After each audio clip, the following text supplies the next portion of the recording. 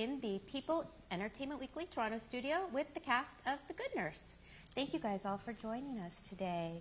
So one of the things I loved about this film is I walked out and thinking about so many different things. Obviously there was these horrible crimes this nurse was committing, but there was also a working mother involved. There was also the work that nurses and detectives and everyone does. What about this story resonated with each of you? God, what a great question. I think that was, for me, I knew nothing of this story when I read the script. And the fullness of the script, of Christie's work, was what I found so intriguing. It's almost like you couldn't box this film into a genre. It felt like it was a profound story of a hero's journey, whilst also a story about a system that's broken. So I felt, after I'd read the script, that there was so much ruminating in my head that I thought if we could capture that and put that on screen, that maybe audiences could feel it too. Yeah. And Amy, I called you Amy because, see, yeah, I'm good, right? Jessica, what went into preparing for the role to play Amy, you know, this nurse who went on a limb and really risked everything to tell the truth? Well, I had the great fortune of talking to her and meeting her and learning about her story, you know, firsthand. There's a great book, The Good Nurse, that was so helpful in you know, prepping. Also, Eddie and I went to nurse school, nursing school. She is a really good nurse. She is an actual good nurse. You were so good at that. Well, it was really, we had laughed a lot because learning how to, you know, we didn't actually give each other IVs.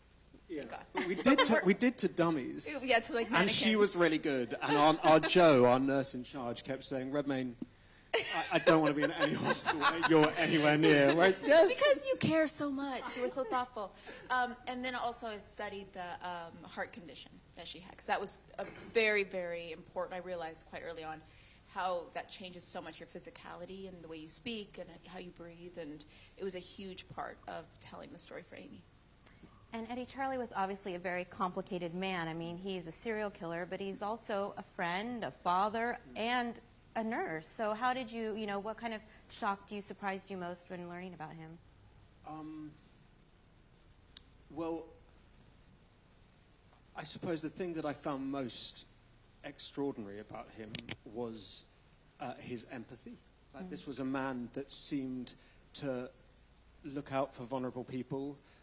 He had a connection with Amy, and he seemed, talking to the real Amy, like at moments he was a very good-hearted person, but actually that empathy was then being weaponized on incredibly vulnerable people, and trying to sort of navigate that was what I found extraordinary. I mean, what he did was utterly horrendous. If you read Charlie Graeber's book, you get much more of a sense of his biography, and this was a staggeringly damaged human being. You know, what was the biggest challenge in bringing this story to making it into a movie?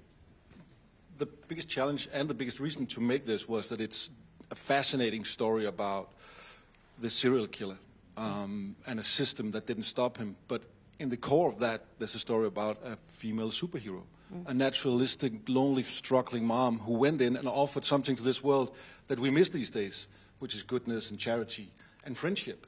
And that she went in and battled evilness with friendship and with love was for me the biggest reason to do this, and is the reason that we sit there glued to the screen still.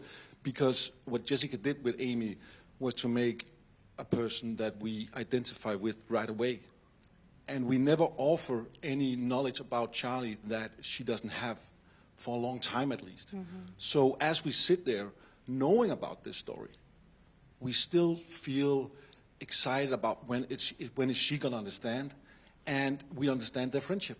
And that's basically the core of it. For me, the structure, the whole film was about finding the reason and the way to develop the friendship. Definitely. Sorry, do you remember there was a moment in one of the earlier drafts of the script when it cut to Charlie in his home? Yeah. And there, while we were rehearsing, Tobias was like, this, it actually doesn't work, this scene, and it's for exactly that reason, that it's all from Amy's point of view and the audience are at the same place as Amy is. And that is the interesting thing is it's 50% identification and 50% fascination. And if we get too fascinated, then we kind of drift away in a fascinated sphere where we don't emotionally stay connected to the story anymore. So we needed the identification. We need to stay with a human being that we could trust, lean on, and identify with. And that's basically what Jessica really offered in the opening of the film. It's just following this struggling person and getting to be her for a while until we meet Charlie again. And Nnamdi, I think this film did a great job of really highlighting the unsung heroes, you know, like nurses, but also like the detective you play. I mean, you know, Jessica's character did an amazing job of helping, but, you know, your character really was there too. What was it like to, you know, to play that character? And what did you learn most about, you know, the line of work that they do?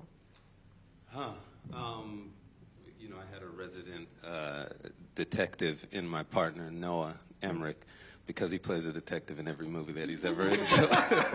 So he knew all the nuances, and we had talked early on we were going to go to like some of the stations and do some work, but it was honestly really good to lean on him for that sort of stuff and to be able to play a real life.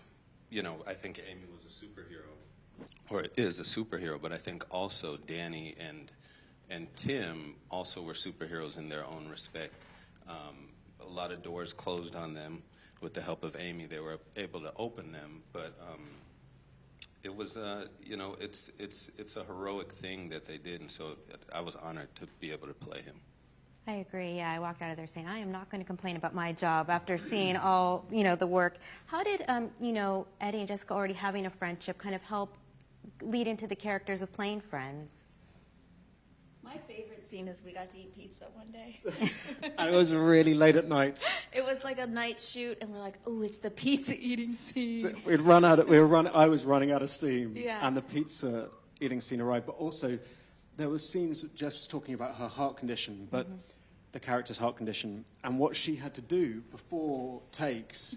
She would run laps around the unit while the cameras were setting up in order to get her heart to a place that was sort of, and then there'd be these moments when it would be like, and roll camera, and she'd be like, okay, and they'd be like, okay, sorry, there's a problem with the camera. Which is like, They start running again. So the night of pizza eating, Jess had basically run a half marathon, as far as I'm aware. So I've never seen pizza more earned in my life. Delicious. But the truth was, it was a joy, wasn't it? Yeah, it was amazing to work together. We've talked about wanting to work together for such a long time, and I was a little nervous because there are people.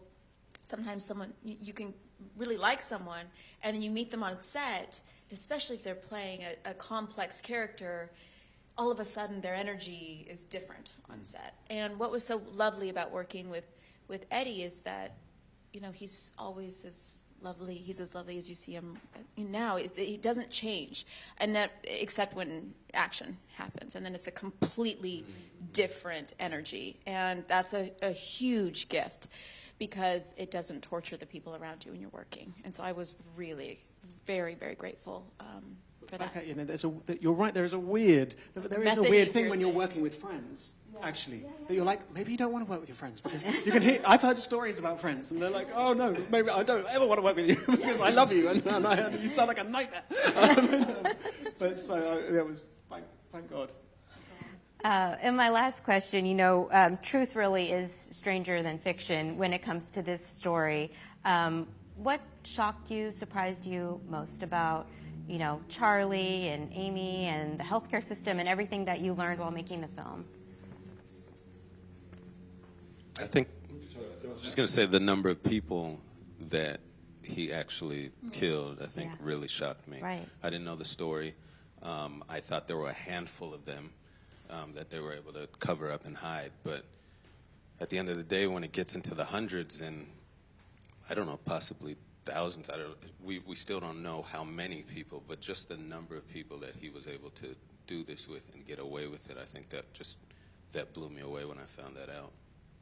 Yeah, unbelievable. Something like 400 or something, yeah. What about you, for all of you?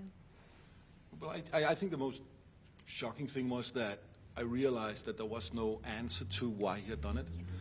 I would wish that the world was easier to understand, that it was more black and white, that we could actually figure out why it happened and therefore be able to stop it, and I'm not sure we could. And that was a struggle throughout the whole shoot, and in the edit, basically accepting that we couldn't explain. We just have to stay with it. And I think I found that in the playing of him. It was when you read the script, you're like, Yeah. yeah, but you've got to find the answer why, Right. and accepting that you were never going to have that was quite a thing. And trying just to do as much of the research around who he was, and mix all that together and hope that would somehow come out was complex. Very complex. Well, thank you guys again so much. We really enjoyed the film. Thanks. Everyone go see The Good Nurse. Thank you. Thank you. Thank you.